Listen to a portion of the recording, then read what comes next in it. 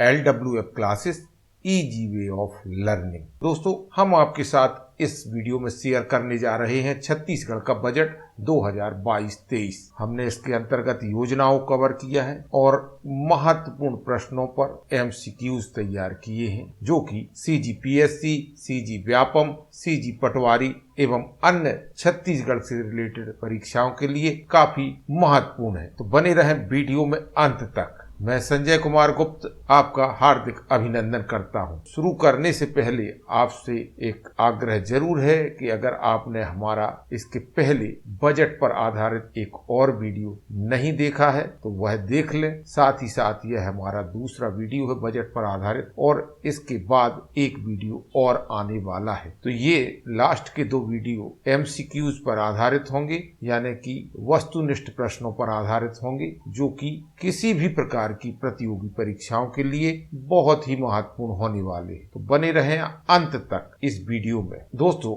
इसके पहले हमने विभिन्न टॉपिक्स पर कई वीडियो अपलोड किए हैं। निश्चित रूप से आपके लिए यह मददगार साबित होंगे। हमारा प्रयास इजी वे ऑफ लर्निंग। दोस्तों, छत्तीसगढ़ का बजट 2022-23 हाल ही में 9 मार्च को प्रस्तुत किया गया है, जो कि विभिन्न प्रतियोगी परीक्षाओं में बजट पर आधारित प्रश्न पूछे जाते हैं। उन्हीं का विश्लेषण कर हमने यह वीडियो तैयार किया है। पहला प्रश्न है, छत्तीसगढ़ का बजट 2022-23 बतौर वित्त मंत्री किसने पेश किया? जयसिंह अग्रवाल, रविंद्र चौबे, मुख्यमंत्री भूपेश बघेल और TS सिंहदेव। उत्तर है मुख्यमंत्री भूपेश बघेल। छत्तीसगढ़ का बजट 2022-23 बतौर वित्त मंत्री भूपेश बघेल ने पेश किया। छत्तीसगढ़ का बजट कहां पेश किया जाता है? प्रदेश पंचायत में, विधानसभा में, लोकसभा में, राज्यसभा में? इसका सही उत्तर है विधानसभा में। मुख्यमंत्री ने विधानसभा में वर्ष 2022-23 के लिए बतौर वित्त मंत्री बजट पेश किया है और तारीख है 9 मार्च। छत्तीसगढ़ के मुख्यमंत्री ने विधानसभा में 2022-23 के लिए बतौर वित्त मंत्री कौन सा बजट पेश किया है? आपको नंबर बताना है और विकल्प रहे ये: दूसरा बजट, तीसरा बजट, चौथा बजट, पांचवा बजट। और सही उत्तर है चौथा बजट। मुख्यमंत्री भूपेश बघेल द्वारा विधानसभा में वर्ष 2022-23 के लिए बतौर वित्त मंत्री चौथा बजट पेश किया। छत्तीसगढ़ के मुख्यमंत्री भूपेश बघेल ने विधानसभा में बजट 2022-23 पेश किया। यह छत्तीसगढ़ के निर्माण के बाद कौन सा वह बजट था? छत्तीसगढ़ का निर्माण हुआ, उसके बाद कौन सा बजट था? विकल्प रहे ये: 21वां, 22वां, 20वां और 23वां। इसका उत्तर है 22वां बजट। छत्तीसगढ़ के मुख्यमंत्री भूपेश बघेल ने विधानसभा में राज्य का 22वां और अपनी सरकार का चौथा बजट पेश किया है। याद रखें, आपको मालूम हो छत्तीसगढ़ का निर्माण या जन्म 2000 में हुआ था 1 नवंबर को। छत्तीसगढ़ के निर्माण की कहानी पर आधारित हमारा एक वीडियो अपलोड है, आप उसे देख सकते हैं। छत्तीसगढ़ के मुख्यमंत्री भूपेश बघेल ने विधानसभा में बजट पेश करने के लिए किससे बने ब्रीफकेस का इस्तेमाल किया? A जूट, B चमड़े, C गोबर से, D कागज से। इसका उत्तर है गोबर से। छत्तीसगढ़ के मुख्यमंत्री भूपेश बघेल गोबर की बनी बस्ती में बजट दस्तावेज रखकर लाए। दोस्तों, छत्तीसगढ़ के 32 जिले पर आधारित हमारा एक वीडियो हाल ही में हमने अपलोड किया है, उसे आप जरूर देखें। अगर आप प्रतियोगी परीक्षाओं की तैयारी कर रहे हैं तो आपके लिए काफी उपयोगी होगा। अगला प्रश्न है, छत्तीसगढ़ के मुख्यमंत्री ने विधानसभा में बजट पेश करने के लिए गोबर से बने ब्रीफकेस का इस्तेमाल किया है, उसके बारे में सत्य कथन है? A महिला स्वयं सहायता समूह एक पहल ने इसे तैयार किया। B इसे गोबर पाउडर, चूना पाउडर, मैदा, लकड़ी और ग्वार गम के मिश्रण से बनाया गया है। C इस ब्रीफकेस पर संस्कृत में गोमय बस्ते लक्ष्मी लिखा है। उपरोक्त सभी कथन सत्य हैं। इसका उत्तर है उपरोक्त सभी कथन सत्य हैं। दोस्तों, इस संदर्भ में हम आपको महत्वपूर्ण बात बताए देते हैं, क्योंकि यह काफी वायरल हो रहा है और परीक्षा की दृष्टि से इसलिए महत्वपूर्ण हो जाता है। देश में पहली बार बजट के लिए इस्तेमाल किया गोबर का ब्रीफकेस। देश में पहली बार ऐसा है जब छत्तीसगढ़ के मुख्यमंत्री भूपेश बघेल ने विधानसभा में बजट पेश करने के लिए गाय के गोबर से बने ब्रीफकेस का इस्तेमाल किया है। इस ब्रीफकेस पर प्रदेश की मान्यता के मुताबिक संस्कृत में गोमय वस्ते लक्ष्मी लिखा है, जिसका मतलब है गोबर में लक्ष्मी का वास होता है। चूंकि यह ब्रीफकेस का वीडियो सोशल मीडिया पर वायरल हुआ है, इसलिए यह परीक्षाओं की दृष्टि से भी महत्वपूर्ण हो जाता है। साथ ही साथ आपको बता देना चाहेंगे कि गोबर भारतीय संस्कृति में और छत्तीसगढ़ की संस्कृति में पवित्र माना जाता है। इससे हम लीपते हैं, इससे हम मकानों का शुद्धिकरण करते हैं, अर्थात लीपते पोतते हैं, और यह हमारी धन संपदा का प्रतीक माना जाता है। देश में ऐसा पहली बार है और संभवतः संपूर्ण विश्व में यह पहला मौका है जब किसी मुख्यमंत्री ने बजट लाने के लिए गोबर से बने ब्रीफकेस का इस्तेमाल किया है। आमतौर पर इससे पहले अलग अलग राज्यों के मुख्यमंत्री चमड़े या जूट से बने ब्रीफकेस का इस्तेमाल बजट की प्रति लाने के लिए करते रहे हैं। इस ब्रीफकेस को किसने बनाया है, तो आपको बता देना चाहेंगे कि इस ब्रीफकेस को यानी थैले को रायपुर गोकुलधाम गोठान में काम करने वाली महिला स्वयं सहायता समूह एक पहल की महिलाओं ने तैयार किया है। इसे गोबर, पाउडर, चूना पाउडर, मैदा, लकड़ी और ग्वार गम के मिश्रण को परत दर परत लगाकर 10 दिनों की कड़ी मेहनत के बाद तैयार किया गया है। बजट के लिए विशेष तौर पर इस ब्रीफकेस को तैयार किया गया। इस ब्रीफकेस के हैंडल और कॉर्नर कोंडागांव शहर के समूह ने बस्तर आर्ट कारीगर से तैयार करवाया है। तो आप याद रखें, यह महत्वपूर्ण तथ्य। अगला प्रश्न है, सीएम भूपेश बघेल ने इस बार कितने करोड़ का बजट पेश किया है? इसके विकल्प हैं ए 1,05,000 करोड़, बी 2,05,000 करोड़, सी 3,05,000 करोड़ और डी 4,05,000 करोड़। सही उत्तर है 1,05,000 करोड़। सीएम भूपेश बघेल ने इस बार 1,05,000 करोड़ का बजट पेश किया है। छत्तीसगढ़ के बजट में राज्य का सकल घरेलू उत्पाद कितने करोड़ रुपए होना अनुमानित है? 2,51,000 करोड़, 4,61,000 करोड़, 5,71,000 करोड़, 3,51,000 करोड़। उत्तर है 4,61,000 करोड़। राज्य का सकल घरेलू उत्पाद 4,61,000 करोड़ होना अनुमानित है वर्ष 2022-23 के लिए। छत्तीसगढ़ का बजट 2022-23 में राज्य का सकल घरेलू उत्पाद 4,61,000 करोड़ होना अनुमानित है। पिछले वर्ष 2021 की तुलना में कितने फीसदी अधिक है? विकल्प हैं 13.60, बी 13.69 फीसदी, सी 12.69 फीसदी और डी है 11.60 फीसदी। फीसदी तात्पर्य प्रतिशत से है। उत्तर है 13.60 फीसदी। राज्य का सकल घरेलू उत्पाद 4,61,000 करोड़ होना अनुमानित है। पिछले वर्ष की तुलना में यह 13.60 फीसदी या प्रतिशत अधिक है। छत्तीसगढ़ का बजट 2022-23 में पहली बार राजस्व आधिक्य कितना दर्शाया गया है? ए 702 करोड़, बी 502 करोड़, सी 302 करोड़, डी 602 करोड़।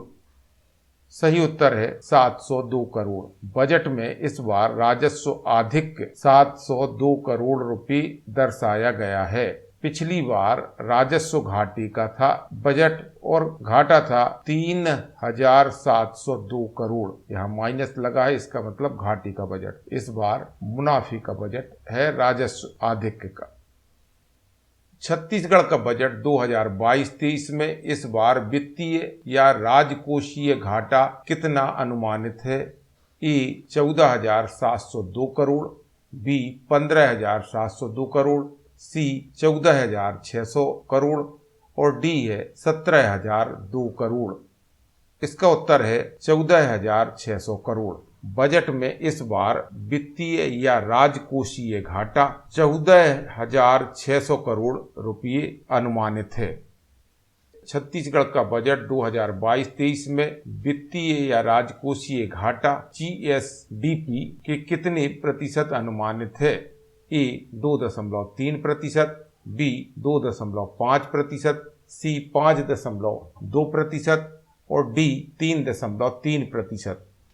उत्तर है 3.33%। बजट में इस बार वित्तीय या राजकोषीय घाटा 14,600 करोड़ है, जो कि जीएसडीपी के 3.33% अनुमानित है। यह आंकड़े काफी महत्वपूर्ण है। चाहें तो यह वीडियो 1-2 बार देख लें, उसके बाद परीक्षा में जैसे ही आएगा आपको याद आ जाएगा। आपको एक प्रश्न का उत्तर देना है, जीएसडीपी का फुल फॉर्म क्या है? जी हाँ, जीएसडीपी का फुल फॉर्म क्या है? कमेंट्स करके उत्तर दें।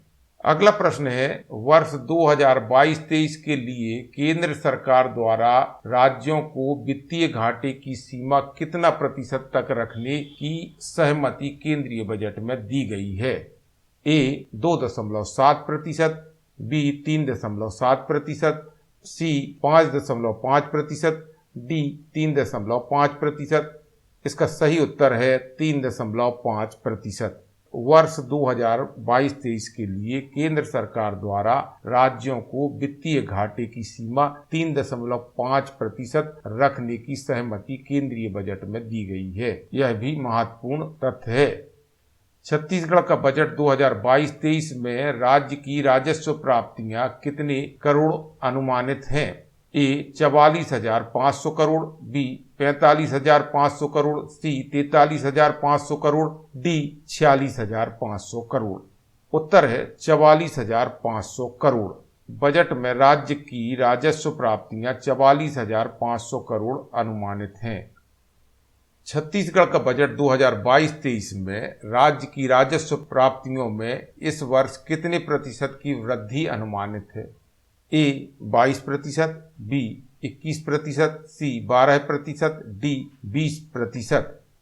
उत्तर है 20%। बजट में राज्य की राजस्व प्राप्तियां कुल मिलाकर 14,500 करोड़ अनुमानित हैं। कोविड-19 की आपदा के बावजूद राज्य की राजस्व प्राप्तियों में इस वर्ष 20% की वृद्धि अनुमानित है तथा अगले वर्ष यह 2021-22 की बजट अनुमान की तुलना में 27% अनुमानित है। तो दोस्तों, कई प्रकार के आंकड़े बजट में उपलब्ध होते हैं, लेकिन महत्वपूर्ण आंकड़े जरूर परीक्षाओं में पूछे जाते हैं। हमने इन्हीं महत्वपूर्ण आंकड़ों का संग्रह प्रश्नों के रूप में किया है, जो परीक्षाओं की दृष्टि से काफी मूल्यवान है। छत्तीसगढ़ का बजट 2022-23 में अगले वर्ष में वर्तमान में राज्य का स्थापना व्यय कितना प्रतिशत अनुमानित है? ए 20%, बी 26%, सी 18%, डी 22%। उत्तर है 26%। वर्ष 2020-21 में राज्य का स्थापना व्यय कुल व्यय का 26% था। चालू वर्ष में यह 26% तथा अगले वर्ष के बजट में भी यह 26% अनुमानित है। छत्तीसगढ़ का बजट 2022-23 में कृषि क्षेत्र में कितने फीसदी वृद्धि का अनुमान है या कितने प्रतिशत वृद्धि का अनुमान है? ए 3.88%, बी 13.60%, सी 3.75% और डी 5.60%। फीसदी का तात्पर्य प्रतिशत है। उत्तर है ए 3.88%। कृषि क्षेत्र में 3.88% की वृद्धि का अनुमान है। छत्तीसगढ़ का बजट 2022-23 में औद्योगिक क्षेत्र में कितने प्रतिशत वृद्धि का अनुमान है? ए 12.56%, बी 15.44%, सी 8.60%, डी 23.69%। और इसका उत्तर है 15.44%। औद्योगिक क्षेत्र में 15.44% वृद्धि का अनुमान है। छत्तीसगढ़ का बजट 2022-23 में सेवा क्षेत्र में कितने प्रतिशत वृद्धि का अनुमान है? ए 18.54%, बी 18.44%, सी 8.60% और डी 8.54%। इसका उत्तर है 8.54%। कृषि क्षेत्र में 3.88, औद्योगिक क्षेत्र में 15.44 और सेवा क्षेत्र में 8.54% वृद्धि का अनुमान है। ये आंकड़े आप जरूर याद रखें। ये आंकड़े आपसे फिर कह रहा हूं बहुत ही महत्वपूर्ण है, इन्हें जरूर याद रखें। अगर इन आंकड़ों को देखें तो सबसे ज्यादा प्रतिशत वृद्धि औद्योगिक क्षेत्र में, उसके बाद सेवा क्षेत्र में और उसके बाद कृषि क्षेत्र में अनुमानित है। ये अधिक और कम के आधार पर भी याद रखें। छत्तीसगढ़ का बजट 2022-23 में औद्योगिक क्षेत्र में अनुमानित वृद्धि दर राष्ट्रीय दर से कितने फीसदी अधिक है? ए 3.56%, बी 3.64%, सी 23.64%, डी 18.60% या प्रतिशत। उत्तर है 3.64%।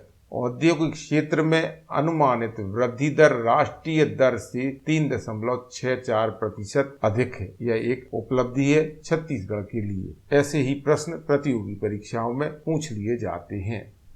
नेक्स्ट प्रश्न है, छत्तीसगढ़ का बजट 2022-23 में चिराग परियोजना के लिए कितने करोड़ रुपए का प्रावधान किया गया है? ए 200 करोड़, बी 300 करोड़, सी 400 करोड़, डी 500 करोड़। सही उत्तर है 200 करोड़। चिराग परियोजना के लिए 200 करोड़ रुपए का प्रावधान किया गया है। छत्तीसगढ़ के बजट में राजीव गांधी ग्रामीण कृषि भूमिहीन मजदूर न्याय योजना का मुख्य उद्देश्य क्या है? ए सामाजिक सुरक्षा दिलाना, बी निःशुल्क अनाज का वितरण, सी विधिक सहायता प्रदान करना, डी न्याय एवं आर्थिक सुरक्षा दिलाना। उत्तर है डी न्याय एवं आर्थिक सुरक्षा दिलाना। तो राजीव गांधी ग्रामीण कृषि भूमिहीन मजदूर न्याय योजना का मुख्य उद्देश्य है न्याय एवं आर्थिक सुरक्षा दिलाना।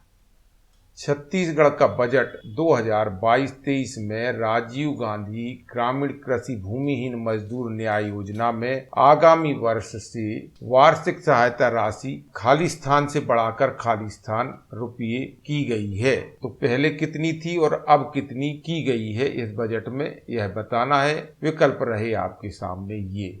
ए 6,000 से बढ़ाकर 7,000 रुपये की गई है, बी 5,000 से बढ़ाकर 6,000 रुपये की गई है, 7,000 से बढ़ाकर 8,000 रुपये की गई है या 5,000 से बढ़ाकर 7,000 रुपये की गई है।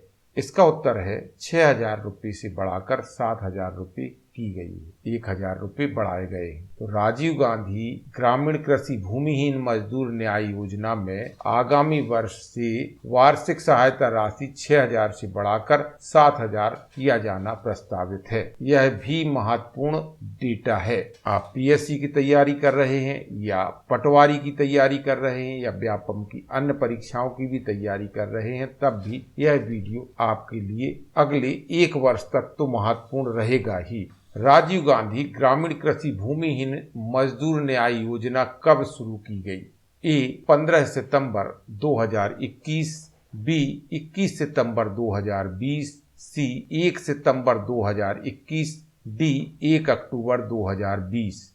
इसका सही उत्तर है 1 सितंबर 2021। राजीव गांधी कृषि भूमिहीन मजदूर न्याय योजना 1 सितंबर 2021 को आरंभ की गई थी। इस योजना के अंतर्गत लाभ की राशि सीधे लाभार्थी के खाते में वितरित की जाती है। चूंकि राजीव गांधी ग्रामीण कृषि भूमिहीन न्याय योजना काफी महत्वपूर्ण है और इस पर आधारित प्रश्न परीक्षा में आ सकते हैं, इसलिए इसको थोड़े से विस्तार के साथ आपको बताना चाहेंगे। योजना के तहत उन सभी लोगों को लाभ प्रदान किया जाएगा जो ग्रामीण क्षेत्रों में कृषि मजदूरी के रूप में कार्य कर रहे हैं और भूमिहीन। छत्तीसगढ़ सरकार तो ऐसे लोग इस योजना के लाभार्थी हैं जो कि कृषि मजदूर हैं और जिनके पास कृषि योग्य भूमि नहीं है। आपने देखा होगा कई मजदूर ऐसे होते हैं जो दूसरों के खेतों में काम करते हैं या फिर दूसरों की खेती को साल भर के लिए ले लेते हैं और उस पर मजदूरी करते हैं। ऐसे व्यक्ति ही इसके लाभार्थी हैं। छत्तीसगढ़ सरकार राज्य के भूमि से रहित कृषि मजदूरों को साल के आधार पर 7,000 रुपए की वित्तीय सहायता इस योजना के तहत प्रदान करती है। सरकार ने योजना के लिए 200 करोड़ रुपए का आवंटन बजट में किया है। आपको एक और महत्वपूर्ण तथ्य बता देना चाहेंगे कि ग्रामीण भूमिहीन कृषि मजदूर न्याय योजना 2022 के अंतर्गत अनुसूचित क्षेत्र में आदिवासियों के देव स्थलों पर पूजा करने वाले माझी, बैगा, गुनिया, पुजारी इत्यादि, जिनमें हाट, पहाड़िया और बाजा मोहरिया भी शामिल हैं, को राजीव गांधी भूमिहीन कृषि मजदूर न्याय योजना के अनुसार लाभ मिलेगा। यानी कि अब से इन्हें भी 7,000 की वित्तीय सहायता प्राप्त होगी। देख सकते हैं आप इसका यह बैनर, पहले 6,000 का अनुदान था लेकिन अब 7,000 का हो गया है। अगला प्रश्न है, छत्तीसगढ़ में राधे अनुदान योजना किससे संबंधित है? ए, न्यूनतम समर्थन मूल्य की खरीद के बाद में बोनस, निःशुल्क सोलर पंपों से संबंधित है, निःशुल्क विद्युत से संबंधित है, निःशुल्क पोषण आहार से संबंधित है। इसका उत्तर है निःशुल्क विद्युत से संबंधित है। कृषि पंपों का निःशुल्क विद्युत हेतु राधे अनुदान योजना है और यह विद्युत से संबंधित है। छत्तीसगढ़ का बजट 2022-23 में राधे अनुदान योजना का मुख्य उद्देश्य क्या है? ए, 15 HP तक के कृषि पंपों का निःशुल्क विद्युत, 5 HP तक के कृषि पंपों का निःशुल्क विद्युत, 2 HP तक के कृषि पंपों का निःशुल्क विद्युत, 10 HP तक के कृषि पंपों का निःशुल्क विद्युत। इसका उत्तर है 5 HP तक के कृषि पंपों का निःशुल्क विद्युत। यानी कि अगर 5 HP तक के कृषि पंप हैं तो उन पर विद्युत का बिल जो आएगा वो नहीं लगेगा। राधे अनुदान योजना के तहत उन्हें अनुदान दिया जाएगा। अगला प्रश्न है, छत्तीसगढ़ का बजट 2022-23 में राधे अनुदान योजना के लिए कितने करोड़ रुपए का प्रावधान किया गया है? आपके समक्ष रहे विकल्प ये 2,600 करोड़, 2,000 करोड़, सी 2,300 करोड़, डी 2,100 करोड़। उत्तर है 2,600 करोड़। 5 HP तक के कृषि पंपों का निःशुल्क विद्युत हेतु राधे अनुदान योजना के लिए 2,600 करोड़ का प्रावधान इस बजट के अंतर्गत किया गया है। छत्तीसगढ़ में राधे अनुदान योजना के तहत कितने HP तक के कृषि पंपों का निःशुल्क विद्युत देने का प्रावधान किया गया है? ए, 10 HP, बी, 5 HP, सी 6 HP और डी 15 HP। प्रश्न का स्वरूप बदला है लेकिन रिपीट हुआ है, आप समझ गए होंगे। इसका उत्तर है 5 HP। राधे अनुदान योजना के तहत 5 HP तक के कृषि पंपों का निःशुल्क विद्युत देने का प्रावधान किया गया है। अगला प्रश्न है, राजीव गांधी किसान न्याय योजना किससे संबंधित है? ए, निःशुल्क विद्युत, बी, निःशुल्क सोलर पंप, सी, कृषकों को आदान सहायता राशि, डी, निःशुल्क पोषण। इसका उत्तर है सी, कृषकों को आदान सहायता राशि। इस योजना के अंतर्गत 14 फसलों के उत्पादकों को प्रति एकड़ की दर से आदान सहायता राशि प्रदान की जाती है।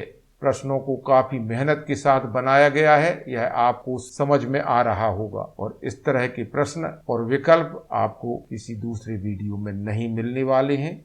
राजीव गांधी किसान न्याय योजना के अंतर्गत प्रति एकड़ अधिकतम कितनी राशि की सहायता देने की व्यवस्था की गई है? विकल्प ए, 15,000 रुपये, बी, 5,000 रुपये, सी, 7,000 रुपये, डी 10,000 रुपये।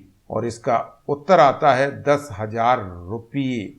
राजीव गांधी किसान न्याय योजना के अंतर्गत प्रति एकड़ अधिकतम 10,000 रुपये की आदान सहायता देने की व्यवस्था की गई है।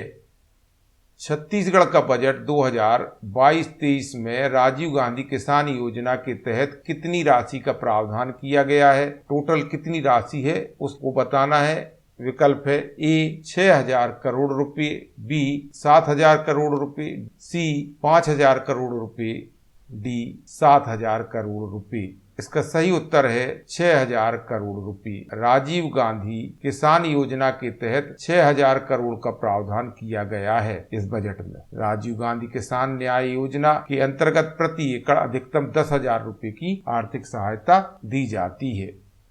राजीव गांधी किसान न्याय योजना कब प्रारंभ की गई थी? विकल्प है ए 1 सितंबर 2020, बी 21 मई 2020, सी 2 अक्टूबर 2020, डी 31 अक्टूबर 2021। उत्तर है बी 21 मई 2020। राजीव गांधी किसान न्याय योजना को छत्तीसगढ़ सरकार द्वारा 21 मई 2020 को प्रारंभ किया गया था। राजीव गांधी किसान न्याय योजना के तहत विगत 2 वर्षों में कितनी राशि का भुगतान हुआ है? ए 9,150 करोड़ की राशि, बी 12,155 करोड़ की राशि, सी 10,152 करोड़ की राशि, डी 15,175 करोड़ की राशि। यद्यपि यह आंकड़ा बहुत महत्वपूर्ण नहीं है, तब भी हमने इसको प्रश्नों में समाहित किया है, कभी कभी पूछ सकते हैं, तो आप एक सरसरी तौर पर इस प्रश्न को देख लें। उत्तर है सी 10,152 करोड़ की राशि। तो विगत 2 वर्षों में राजीव गांधी किसान न्याय योजना के अंतर्गत 10,152 करोड़ राशि का भुगतान हुआ है, यानी कि कई किसानों को लाभ हुआ होगा, यह निश्चित है।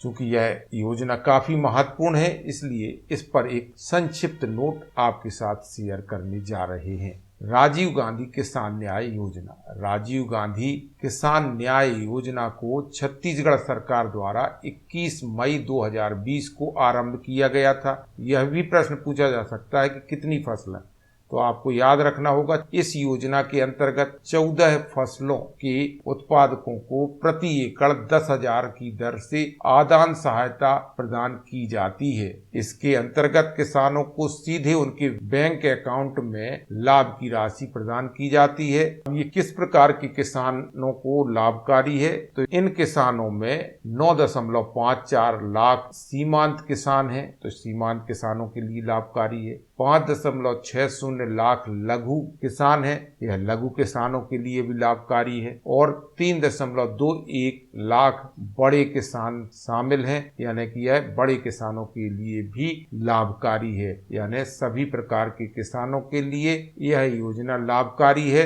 किसानों का आपको जो आंकड़ा दिया गया है यह याद करने की जरूरत नहीं है। इस योजना में यह याद रखें कि केवल 14 फसलों पर आर्थिक सहायता प्रदान की जाती है। फसलें कौन कौन सी हैं? धान, मक्का, सोयाबीन, मूंगफली, तिल, अरहर, मूंग, उड़द, कुल्थी, रामतिल, कोदो, कुटकी, रागी और गन्ना। ये फसलें जो हैं इनका उत्पादन करने वाले किसानों के लिए ही राजीव गांधी किसान न्याय योजना का लाभ मिलता है। यह है उसका बैनर। तो दोस्तों, आपको कैसा लग रहा है हमारा वीडियो? अगर आपको लगता है कंटेंट पर मेहनत की गई है तो आप हमारे चैनल को सब्सक्राइब कर दें और बेल आइकन को प्रेस कर दें। साथ ही इस वीडियो को अधिक से अधिक शेयर करें ताकि हम शोध परक वीडियो और अच्छे वीडियो अच्छे कंटेंट के साथ आपके साथ शेयर कर सकें। अगर आप आर्थिक सहायता प्रदान करना चाहते हैं तो आप हमसे कांटेक्ट कर सकते हैं। आर्थिक सहायता छोटी से छोटी और बड़ी से बड़ी हो सकती है।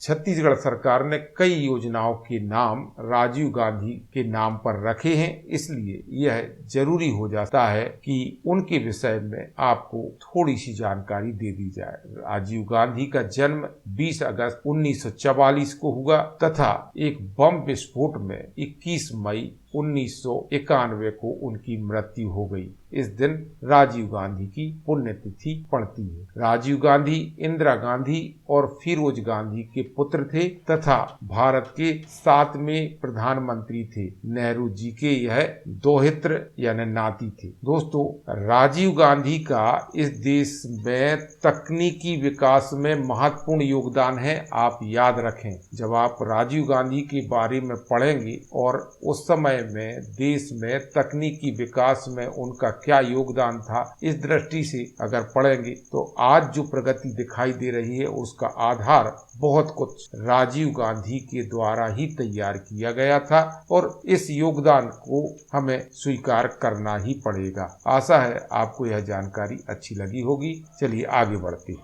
छत्तीसगढ़ का बजट 2022-23 में इस साल गन्ना खरीदी के लिए कितनी राशि का प्रावधान किया गया है?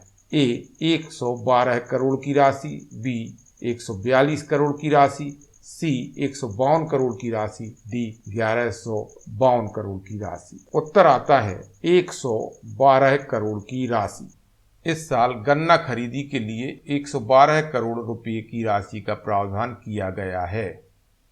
गन्ना खरीदी न्यूनतम समर्थन मूल्य 271 के स्थान पर कितने रुपये प्रति कुंटल की दर से खरीदी की जा रही है? विकल्प रहे आपके सामने ये: ए 275 रुपये प्रति कुंटल, बी 325 रुपये प्रति कुंटल, डी 385 रुपये प्रति कुंटल, डी 355 रुपये प्रति कुंटल। उत्तर रहा ये 355 रुपये प्रति क्विंटल।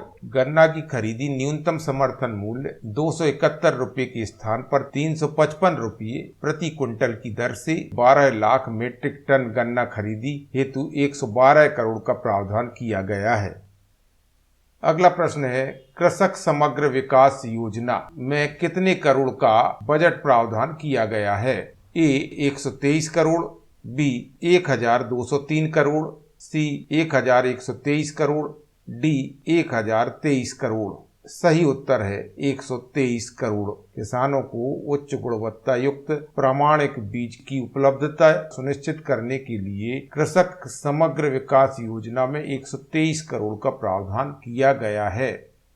छत्तीसगढ़ का बजट 2022-23 में बस्तर के विकास करते हुए संभाग के जिलों में नारंगी वन क्षेत्र में से कितने हजार हेक्टेयर भूमि राजस्व मद में वापस दर्ज की गई है? विकल्प हैं: ए 33,439 हेक्टेयर, बी 32,439 हेक्टेयर, सी 30,439 हेक्टेयर, डी 35,439 हेक्टेयर। इसका उत्तर है 30,439 हेक्टेयर। बस्तर के विकास करते हुए संभाग के जिलों में नारंगी वन क्षेत्र में से 30,439 हेक्टेयर भूमि राजस्व मद में वापस दर्ज की गई है। अगला प्रश्न है, छत्तीसगढ़ लघु वनोपज संघ द्वारा वर्तमान में कितने वन उपज का संग्रहण किया जा रहा है? यानी कितनी वन उपज है जिनका संग्रहण छत्तीसगढ़ लघु वनोपज संघ द्वारा किया जा रहा है? ए 69 यानी 69, बी 67, सी 65, डी 63। उत्तर है ए 65। छत्तीसगढ़ लघु वनोपज संघ द्वारा वर्तमान में 65 वनोपज का क्रय या संग्रहण किया जा रहा है। याद रखें 65 वनोपज। कैंपा मद की वर्ष 2022-23 की कार्य योजना में 1950 नालों को उपचारित करने के लिए कितने करोड़ का प्रावधान किया गया है? ए 300 करोड़, बी 350 करोड़, सी 330 करोड़, डी 310 करोड़। उत्तर है 300 करोड़।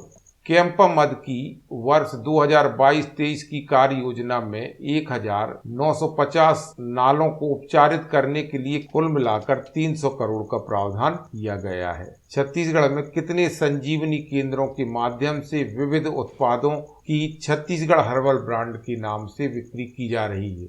ए 20, बी 30, सी 65, डी 60। सही उत्तर है 30 संजीवनी केंद्रों से छत्तीसगढ़ हर्बल ब्रांड के नाम से विविध उत्पादों का विक्रय किया जा रहा है। ये 30 केंद्र लगभग सभी जिलों में स्थित हैं, क्योंकि छत्तीसगढ़ हर्बल ब्रांड महत्वपूर्ण है, इसलिए हमने इस पर एक संक्षिप्त नोट तैयार किया है जो आपके लिए उपयोगी होगा। राज्य लघु वनोपज सहकारी संघ के माध्यम से 150 से भी अधिक उत्पादों की बिक्री हो रही है, जिसके लिए प्रदेश के सभी जिलों में 30 संजीवनी केंद्रों की शुरुआत की गई है, जहां हर्बल ब्रांड के उत्पादों की बिक्री की जा रही है। 30 संजीवनी केंद्र स्थापित किए गए हैं, जिससे छत्तीसगढ़ हर्बल ब्रांड की बिक्री की जा रही है। ये छत्तीसगढ़ हर्बल ब्रांड है क्या आखिर? तो इसके बारे में आपको बता देना चाहेंगे कि इस ब्रांड के तहत वनों से आदिवासी महिलाओं द्वारा संग्रहित और तैयार किए गए उत्पादों का विक्रय किया जाता है, यानी आदिवासी महिलाएं उत्पादों को संग्रहित करती हैं,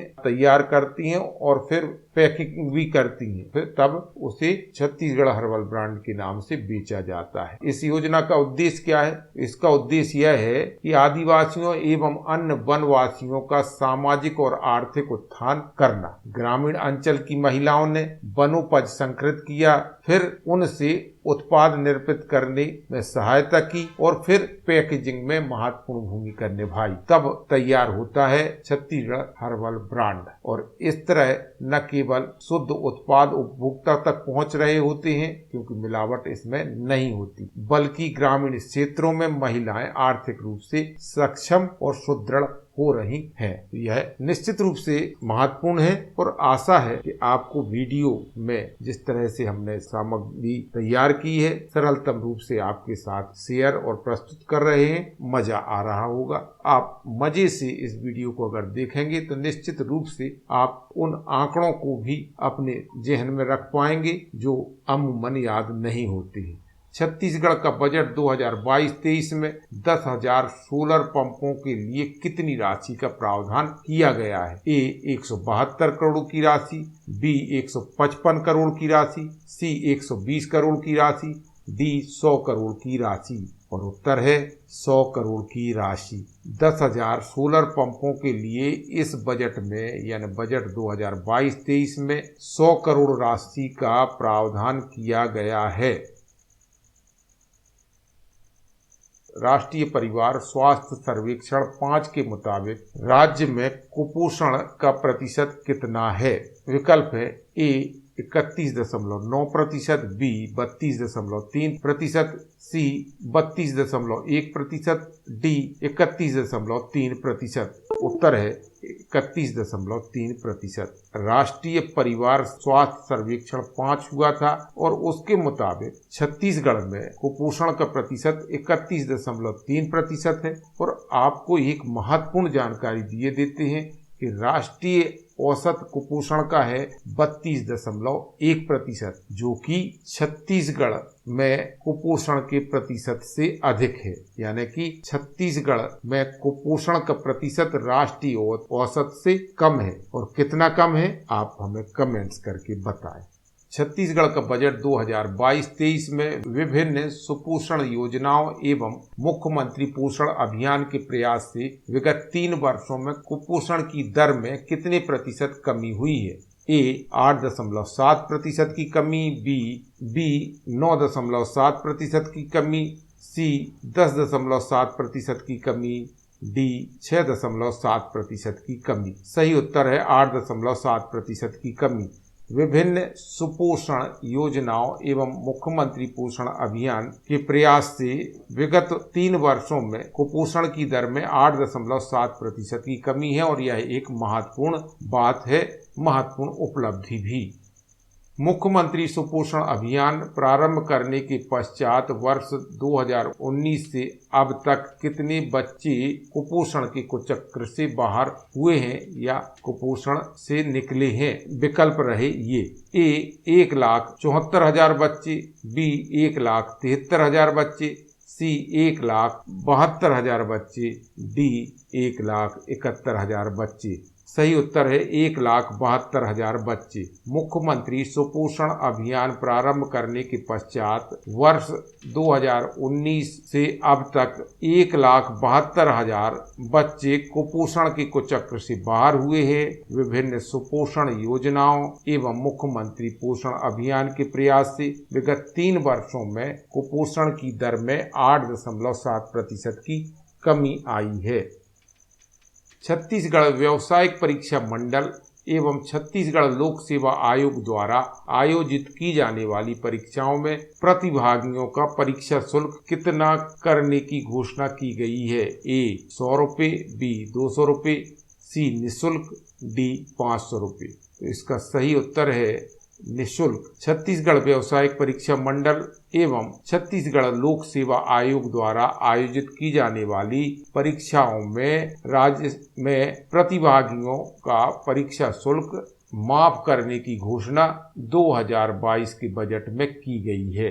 यह एक बहुत ही अच्छी पहल मुख्यमंत्री के द्वारा की गई है या सरकार के द्वारा की गई है। बेरोजगार बच्चों के लिए इससे काफी मदद मिलेगी। 50 बिस्तर सिविल अस्पताल के भवन निर्माण हेतु प्रावधान कहाँ किया गया है? विकल्प हैं ए नारायणपुर में, बी रायपुर में, सी खैरागढ़ में, डी कोरबा में। उत्तर है खैरागढ़ में। खैरागढ़ में 50 बिस्तर सिविल अस्पताल के भवन निर्माण हेतु प्रावधान किया गया है। खैरागढ़ में एक महत्वपूर्ण विश्वविद्यालय है। आप हमें बताएं कि वह विश्वविद्यालय कौन सा है।